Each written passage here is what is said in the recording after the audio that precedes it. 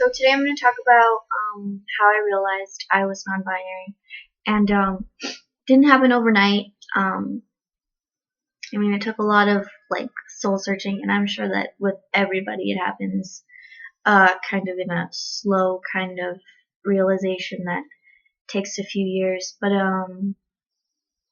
I think um, the way that I think of my personal experience with gender is that when I was in elementary school, I was very happy, and I don't know, I was very outgoing and I had a lot of friends, and I was just a very extroverted person when I was little. Um, and I remember the last day of 5th grade, this girl she had been wearing a skirt to school, and she was getting attention from boys because it was like a gendered thing. And I was like, I can wear a skirt to school too, so because I wanted attention, I don't know. So I did, and this girl looked at me and she said, "Your legs are so hairy, that's so gross." And I was like, oh, what? Am I not doing it right? I don't know. I looked at my legs and I was like, they're not gross. It was really confusing to me. And I think when she pointed that out, she was trying to, obviously she was trying to police my gender. I was like, I don't even know how old 5th graders are, but I was like a baby and I had no idea what the hell was happening. And then, that was kind of foreshadowing, when you get to middle school, that's when puberty happens, and that's when gender is never in my life has gender been policed as the way that it was policed in middle school. So I got to middle school and everybody was going through puberty, and I myself, as far as hormonal changes go, I was a very late bloomer. And not only did that make me feel weird, that all my friends are wearing bras and starting their periods and just having different experiences than me, but also I had an extreme amount of dysphoria. But for some reason, I thought everybody feels like this, everybody hates this as much as I do. So I thought I was really depressed, and I thought, is the rest of my life going to be like this? Am I going to be this sad? Am I going to be trying to fit in this bad? And I remember I knew that it was ridiculous, me trying to fit in, or me trying to be as girly as I could. But like I said, I thought that everybody was doing that. I thought that everybody felt disgusting inside, like I felt. I remember, because I always knew that I liked boys. So, I like girls too, but that didn't come on. That I didn't realize until later. But, I remember this boy that I had a crush on, there was going around the school that he was going to have his first kiss with this girl, and to prep for it, she put on lip gloss. And that's when lip gloss was really in, and it was just clear, gumpy, nasty shit. And she put it on, and I saw her making her way to go kiss him. And of course I was so jealous, and so sad that, I don't know, it wasn't me that was getting to kiss him. And I remember thinking oh, I have to wear lip gloss now. That's the thing that I got to do, because if girls are doing that, so I got to do it. And if I want, his name was Damien. If I want Damien to like me, I have to wear lip gloss. So I started wearing it, and I would put it on, and it felt like I was putting on human shit onto my face. I put it on, and it was so aggravating and so disgusting. But I was I need to do this, to be accepted. And I would back then, doing my makeup and doing my hair gave me dysphoria, but I would do it so religiously. I would wake up at 4 in the morning. I was like 12, 13, and I would wake up at 4 in the morning every single day to curl my hair in like the tiniest little like curls, and then just have like this big thing of hair. And I would get so many compliments, and I would think, oh, I'm doing it, like I'm fitting in. But I was so sad inside, and I was, I would look in the mirror and I would be like, I look so disgusting, and I feel disgusting, and like this is not me. When I got to high school, everyone really chilled out, and everyone was like, I don't care what you wear, I don't care, what you look like. And that's when I realized, like, oh, like, gender doesn't have to be policed. So I started dressing like, to me, what would be androgynous. And I was finally happy again. I felt like I fit in. I understood that I didn't have to look a certain way to get male attention. And also that I didn't have to, like, strive for attention, which was hard. And then I didn't, like, tie my gender together with the issue until I remember the day that I realized, like, maybe I'm not a girl. Was because I'd always been like, yeah, I'm a girl, but like I guess I had like a lot of internalized misogyny, and I was like, I'm not one of those girls, like that bullshit.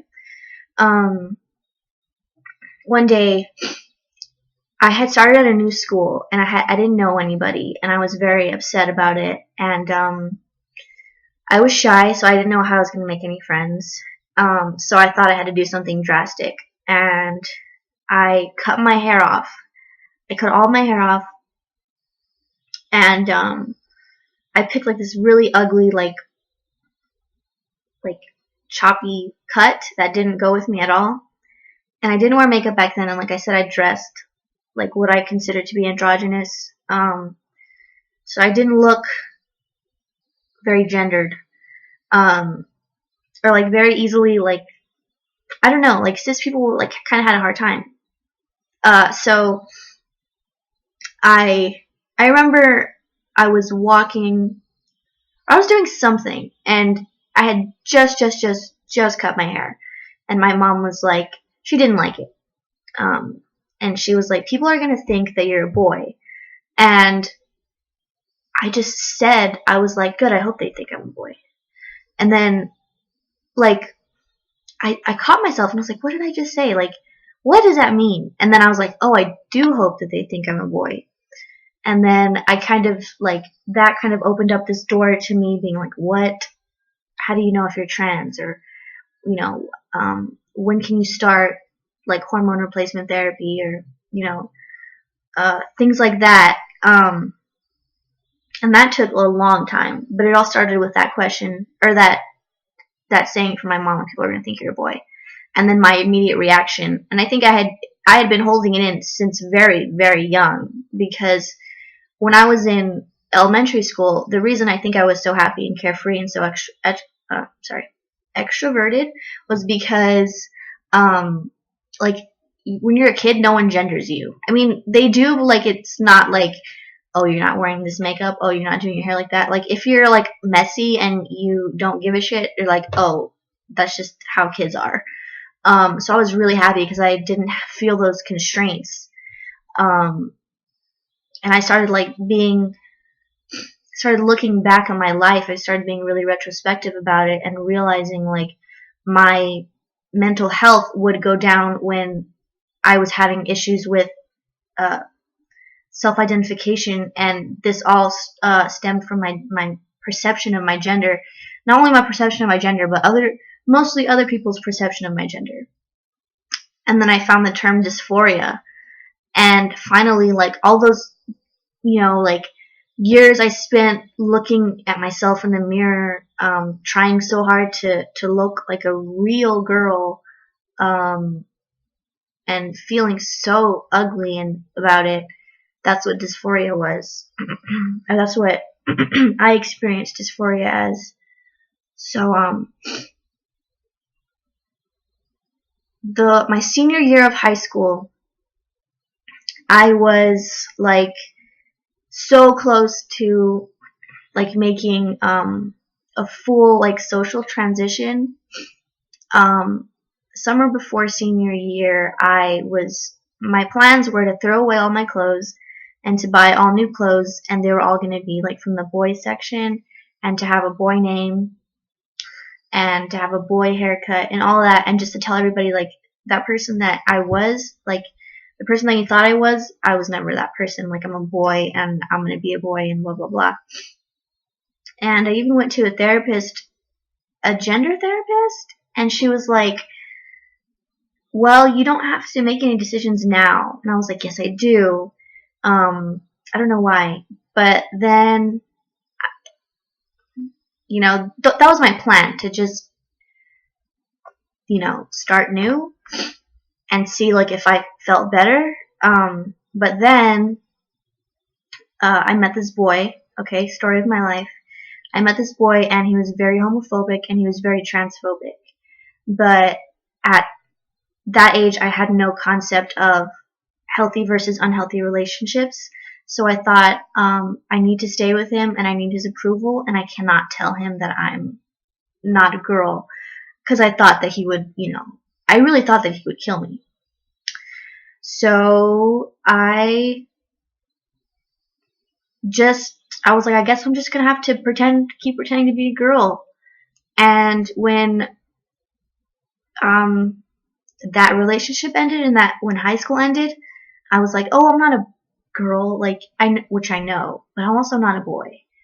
And then I stumbled upon, like it was a long time ago. It was probably like 4 years ago. It was I went to Tumblr and I found this blog called Ask a Non-Binary, and I just went off and I was like, I was sending question after question after question, and I was just having like, I just had so many emotions, and I would sit there at the computer screen and I would cry because I would read these people's stories and I would read the answers, how validating they were, and I was like, wow, like I finally know what I am, and I finally I have these answers to these questions that I've been holding inside, like really, really deep inside for so long.